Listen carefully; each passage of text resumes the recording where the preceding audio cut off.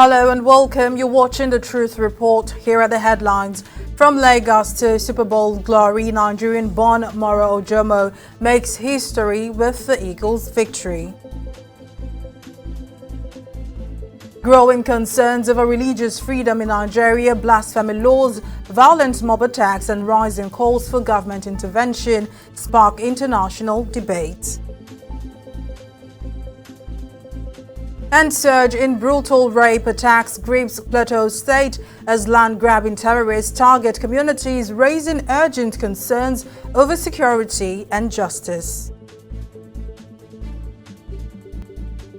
We begin the news with a story of triumph and pride from Lagos, Nigeria, to the pinnacle of American football. Nigerian-born defensive tackle Moro Ojomo is celebrated his first Super Bowl victory after helping the Philadelphia Eagles dominate the Kansas City Chiefs 40-22 in Super Bowl 59. Ojomo, a former standout at the University of Texas, played a key role in the Eagles' dominant defense, finishing the game with 2 tackles and a tackle for loss. His performance helped shut down one of the NFL's most explosive offenses, holding the Chiefs scoreless for nearly 3 quarters. After the victory, Ojomo took to Instagram, posting a photo of himself with the Nigerian flag and the caption, "Best in the world." The post quickly went viral, drawing congratulatory messages from around the globe, including Lagos State, Governor Babajide Sanwo-Olu, and the U.S. diplomatic mission in Nigeria. With his rookie season complete, Ojomo has established himself as a rising star in the league, and his Super Bowl win adds to the growing legacy of Nigerian-born athletes making their mark on the world stage. A moment of pride for Nigeria and a shining example of what hard work and perseverance can achieve. Away from sports now, religious freedom is under the spotlight in Washington, D.C. as global leaders, activists and faith groups gathered for the International Religious Freedom Summit. This year's event comes as the Trump administration signals a policy shift, placing new emphasis on expanding religious rights worldwide. For persecuted groups in countries like Nigeria, where violence against religious minorities is surging, the stakes couldn't be higher. Several Nigerian attendees at the summit told Truth Nigeria TV they were hopeful about the Trump administration's stronger stance on religious freedom. They called for tougher U.S. policies against governments that enable religious persecution. I think the main takeaway would be that there would be a change in U.S. policy, U.S. foreign policy towards religious freedom. It basically means that there's a new sheriff in town and it would not be business as usual. So that's a welcome development. I think taking Nigeria off the CPC list was a huge disservice. My personal expectation is to see that we're redesignated as a country of particular concern. Yes. That would be welcome news around the world, especially amongst religious freedom fighters, advocates who have been watching what is going on in northern Nigeria with dismay and huge concern. So I think that's my biggest expectation from this administration. And what we need to do right now is that Nigeria, and Africa by extension, needs to come to the table with a fresh narrative. A narrative that's no longer the palliatives of the past 8 years that almost destroyed Nigeria completely. But we're coming to the table in America with a fresh narrative that will allow America to have a proper synergy with not only Nigeria but Africa, so that the same truth on which America is built will reverberate throughout Nigeria and the rest of Africa, which is what? The self-evident truth that all men, not just Americans now, all men, including Nigerians, all men, including Egyptians, all men, including every African nation, are created equal. All right, let's go to Truth Nigeria's Douglas Burton, who was live at the summit. Hello, Douglas. Thank you for joining me. Now, from all you heard at the summit, how does the Trump administration stance on religious freedom compare to that of the previous administration? Mary, the difference between Biden administration and Trump administration on the issue of religious freedom, it couldn't have been clearer at the World Summit on Religious Freedom that closed in Washington last Wednesday. It was an annual event, but this time the White House, for the first time, sent the Vice President, J.D. Vance. And his message was clear that religious liberty is going to be a high priority at this White House. He said the previous president had bobbled the ball on freedom and it had hurt diplomacy. However, that was going to change now. He spoke to the crowd that was largely concerned about waste and abuse of so much foreign assistance. And he said, how did we get to where we are sending hundreds of thousands of dollars all around the world to groups that are actually teaching atheism? Well, those days end with this administration. Now, earlier we heard from Congressman Chris Smith and Congressman Bilirakis, who spoke on a panel about the Nigerian Christian genocide. Many at this World Summit believe that Donald Trump is going to visit Nigeria in the next 4 years, and that the U.S.-Nigeria alliance is going to be a higher priority than previously. Mary? All right, Douglas Burton, thank you so much for the updates. Religious freedom in Nigeria is under threat, with mob violence, controversial laws and systemic failures putting minorities at risk. In the northern region, where tensions between religious groups run high, accusations of blasphemy have sparked deadly attacks and forced many into hiding. One such victim is Sadiq Mani Abubakar, a lecturer who narrowly escaped a mob after being accused of blasphemy over a decade-old Facebook post. Abubakar's case is not isolated. Over the years, numerous individuals have been killed by mobs over blasphemy accusations. These incidents highlight a troubling pattern of impunity, with perpetrators rarely held accountable. As the world watches, the question remains, will Nigeria take meaningful steps to protect its religious minorities, or will the cycle of violence continue? Well, joining us now is Truth Nigeria's Luka Biniat from Kaduna State, who has more on Abubakar's story and the broader crisis of religious persecution in Nigeria. Hello, Luka. Thank you for joining me. Now, Christians in northern Nigeria are facing relentless attacks. Can you walk us through some of the most recent and shocking cases? Well, Mary, you are aware of the trending story of Abubakar Sadiq Mani, a Christian from the Muslim majority state of Katsina, who is also a lecturer with Federal University in Dusema in Katsina State, who was accused of blasphemy. His house was burned. He narrowly escaped being lynched. He had to escape narrowly with his family. And for now, he is in hiding.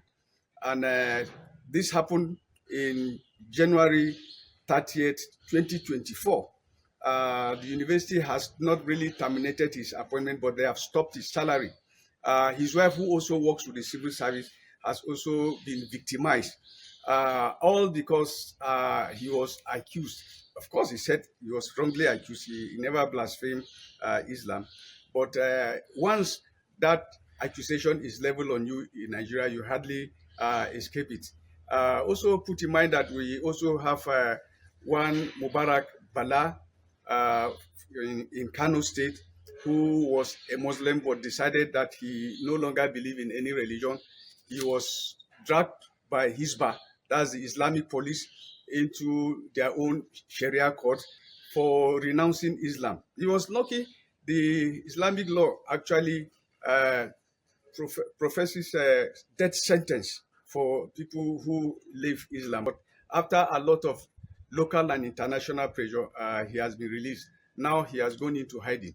You also have one Eunice Olawale, who was an itinerary preacher that was killed, and the people that killed her went about their business as if nothing happened. All her crime was that she was preaching Christianity in a place that is cosmopolitan, that is in Abuja, that's federal capital of Nigeria. Since 2016, no justice has been carried out by that kind of heinous crime. Then we also have one Ibamehe in 2016 in Kano, who was beheaded with the allegation that she defaced the Quran in 2016. Till as we speak now, justice has not been carried out, in the course of that heinous crime. Now, with the laws in Nigeria, do you think persecuted Christians can ever get justice? Thank you, Mary. As you know, Nigeria has 36 states. Out of these 36 states, we have 12 states that are practicing Sharia law. This is a very funny development because the Nigerian constitution professes that Nigeria is a secular state. But somehow these states have been able to implement Sharia law, and they have used these laws to cause violence and suppression of Christians and other adherents that are not of the Muslim faith.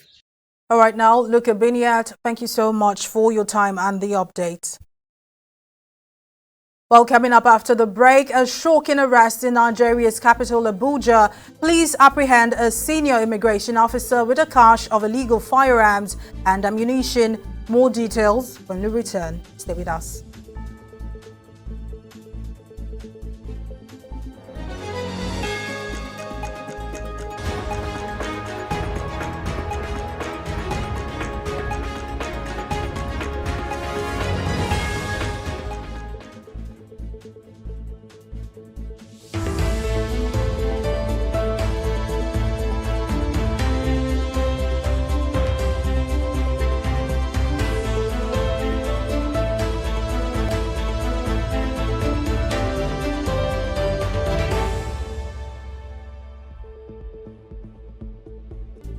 Well, thank you for staying. A recap now of our top stories. Nigerian-born defensive tackle Moro Jomo is celebrating his first Super Bowl victory after helping the Philadelphia Eagles dominate the Kansas City Chiefs 40-22 in Super Bowl 59. Ojomo played a key role in the Eagles' dominant defense, finishing the game with 2 tackles and a tackle for loss. His performance helped shut down one of the NFL's most explosive offenses, holding the Chiefs scoreless for nearly 3 quarters. Congratulatory messages have been pouring in from around the globe, including Lagos State Governor Babajide Sanwo-Olu and the U.S. diplomatic mission in Nigeria. And religious freedom is under the spotlight in Washington, D.C. as global leaders, activists and faith groups gathered for the International Religious Freedom Summit. This year's event comes as the Trump administration signals a policy shift, placing new emphasis on expanding religious rights worldwide. For persecuted groups in countries like Nigeria, where violence against religious minorities is surging, the stakes couldn't be higher.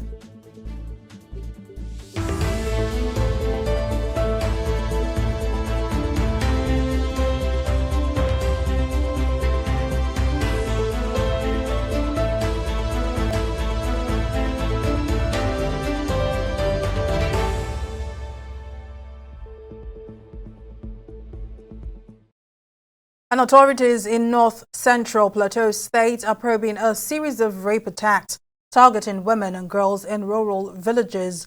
At least one suspect has been arrested in connection with the violence involving hundreds of women and girls recently. Truth Nigeria's Marsa Rakim now reports. Officials and town leaders attribute the violence in Plateau State to Fulani militants seeking to expand their territorial control and intimidate residents. In recent years, more than 200 local villages have been allegedly seized by the Fulani. Governor Caleb Mutfwang on February 9 said the ongoing attacks in the state have resulted in a horrific toll on women and girls, with more than 300 falling prey to sexual abuse at the hands of terrorists and opportunists, exploiting the vulnerability of impoverished survivors. The security challenges that we are facing are deliberate. They are planned, they are orchestrated, because they know that the blessings of God in this land are plenty. And they try to blackmail us that we don't like to receive visitors. Is that who we are? No. We are not averse to visitors. During a recent town hall meeting organized by federal officials at the state government house in Jos, various speakers took turns to bring attention to the escalating threats in the state. We have the issues of insecurity. Most of our farms and our villages are evacuated, are abandoned because of insecurity. We are going to be suffering a lot of food shortages because of insecurity. Mrs. Anyamus Nuhumagit, an official with a Women's Development Association in Plateau State, specifically drew attention to a disturbing trend of sex slavery and exploitation targeting women and girls in displaced farming communities. Almost 70% of our women on the plateau, or the farms in the plateau, are farmed by women and children. But these days we have threats in the farm. When women go to farm, they are either raped or killed. And so many of the farms have been left fallow, and you know that it will bring food insecurity. In one of the latest instances, on February the 3rd, a group of Fulani militants reportedly gang-raped 3 teenage girls approximately 35 miles southwest of Jos, the state capital. The recent one you mentioned, 4 young girls went to the farm to bring back firewood, in order to, so that they can prepare their meals, and they were raped mercilessly, very mercilessly. In fact, when I heard the girls, one of them told me that 4 of those Fulani militias raped one of the girls. And what are their ages? 9, 10, 13, 14. Those are their ages. And I want to use this opportunity to say that indeed is a cause for concern for us. The violence is motivated by a quest by Fulani terrorists to expand their territorial control and intimidate local residents, according to officials and town leaders speaking to Truth Nigeria. When you are in a war-like situation, one of the principal features of war crimes is rape, intimidation, maiming, killing. So it's nothing that is diverting from the reality of people with an intention to displace people, to remove them, and when they scare you, you won't go back there. And that is the idea. So these issues are basically understood. The representative of President Bola Ahmed Tinubu at the town hall meeting, Khadijat Omotayo, assured of the president's commitment to the peace and prosperity of citizens in Plateau State. Mr. President is committed to implementing initiatives that will improve lives of the good people of Plateau State. In Jos, Masara, Kim, Truth Nigeria TV. And a suspect has been arrested in connection with a brutal attack that left 16 Christians dead in southeastern Ebonyi State, Nigeria. A local resident, Ebe Madwabuchi, was reportedly collaborating with Fulani Islamic extremists who stormed the Amegu Nkalaha community in Ebonyi State on February 2nd. The attackers opened fire on villagers, set home ablaze, and targeted members of the Lord's Chosen Charismatic Revival Ministry. The violence followed accusations that villagers had killed cattle belonging to Fulani herders, a claim local leaders strongly deny. Days before the attack, threats were made against the community raising fears of retaliation. Non-governmental organization Amnesty International has called for an independent investigation into the attack, which highlights the ongoing religious and ethnic tensions in the region. While the arrest of Madwa Buchi marks a step forward, local leaders are demanding stronger measures to protect vulnerable communities from further violence. And police in Nigeria's capital, Abuja, have arrested a senior officer of the Nigerian Immigration Service after discovering a cache of high-powered firearms and ammunition in his possession. The officer, whose identity has not been released, was apprehended in the Zuma area of Abuja. Authorities say he failed to provide a credible explanation for how he obtained the weapons or where he was taking them, raising suspicions of illegal arms trafficking. Among the recovered weapons were multiple AK-47 magazines, pistols, and a significant amount of ammunition. The arrest followed an intelligence report linked to a missing person investigation. The Commissioner of Police for the Federal Capital Territory, Olatunji Disu, confirmed the arrest, stating that the suspect is under interrogation and more details will be released soon.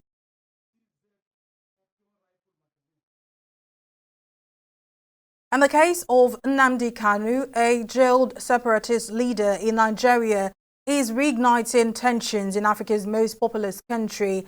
Kanu, who leads a banned pro-independence movement for southeastern Nigeria, remains in detention after a judge abruptly postponed his trial. His over 3-year imprisonment has sparked violent clashes, economic paralysis, and growing international concerns about human rights abuses. With Nigeria being a key U.S. ally and the largest economy in Africa, some fear this crisis could have far-reaching consequences. Nnamdi Kanu has spent over 3 years locked in a legal battle with the Nigerian government. He appeared in court again this week, challenging the legitimacy of his trial. His lawyers argue that the presiding judge, Justice Binta Yako, had previously withdrawn from the case but was reassigned under controversial circumstances. When the court refused to hear his objections, Kanu lashed out, accusing the judge of conflicts of interest due to alleged corruption cases involving her family. His claims remain unverified, and despite the outburst, the judge adjourned the trial indefinitely, leaving Kanu in legal limbo. This is the laws of Nigeria. The prosecution and this court doesn't know the law. That is the fact. Yes. Poor knowledge of the law is killing Nigeria. Poor knowledge of the law, they don't know the law. This is a federal gazetted law of Nigeria that says here that the chief judge of Nigeria cannot tell Binta Nyako what to do. It's here. It's your law. Just obey it. That is why I do what I do. I agitate for Biafra. I agitate for Biafra, my right to agitate. My right. They turned it from treasonable felony now to terrorism. Kanu's defense team argues that his detention violates international law. A Nigerian appeals court ruled in 2022 that his extradition from Kenya was illegal and dismissed the terrorism charges against him, but the government refused to release him, citing national security concerns. Court had lost jurisdiction to sit over this case since September last year. So we came here today on a limited appearance. We appeared under protest out of utmost respect for the judge and for the court, to listen to the court as to the reasons why we were invited before the same court that was recused in September last year. Once an order of court is made, the only way you can set it aside is to take it on appeal. Nobody appealed this order. The order is extant and subsisting, is still valid, and we were invited today to be informed about some memo from the chief judge that we don't even have a copy of the memo. So our submission on the record is that the court stands recused until that order is set aside. The impact of Kanu's detention extends beyond the courtroom. Since his arrest in 2021, his supporters have enforced weekly sit-at-home protests, bringing business and travel across southeastern Nigeria to a halt. Experts warn that the movement has evolved beyond Kanu, with criminal groups exploiting the separatist cause to justify kidnappings, extortion, and targeted assassinations. There are those who engage in, for instance, the jihadist Fulani herdsmen who are hiding in different forests and farmlands. When they are hungry, they also organize their own kidnapping for ransom. Then you have those who say they are doing what we call those groups we refer to as counterfeit Biafra agitators. They also they are also investigated and found to be involved in kidnapping. Nigeria is a key player in West Africa's stability and a major economic partner of the US. If the unrest spreads, it could divert Nigeria's military from fighting terrorist groups like Boko Haram in the north, potentially worsening regional security threats. With international pressure mounting, human rights groups are urging Washington to intervene and demand a fair trial for Kanu. But for now, he remains behind bars and the violence in southeastern Nigeria shows no sign of ending. Well, that's the size of a bulletin for today. Thank you for watching. I am Mary Kanu. See you next time. Bye for now.